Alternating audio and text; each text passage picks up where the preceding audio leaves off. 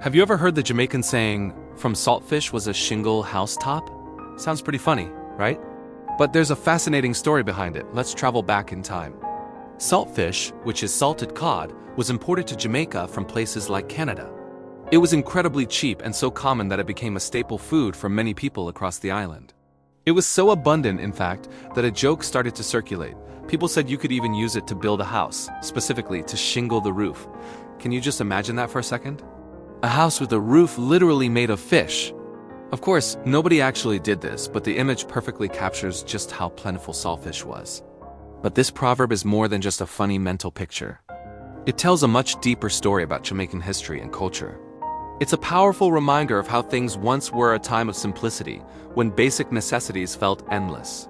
When someone uses this saying today, they're often reflecting on the past, maybe a bit nostalgically, thinking about when life was simpler, or when something that was once cheap and ordinary has now become more valuable or less common. Think about it. The saying highlights the incredible changes that have happened over time. It speaks to resilience, the ability to make do with what you have, and the journey from a past of humble abundance to the present day. It's a piece of living history, a slice of culture, and a touch of classic Jamaican humor all rolled into one incredible phrase. So the next time you hear someone say, "From saltfish was a shingle housetop," you'll be in on the secret. You'll know they're not just talking about fish. They're talking about history, change, and how far we've all come. It's a beautiful way to look back and appreciate the journey. If you loved this little dive into Jamaican wisdom and culture, don't forget to hit that like button.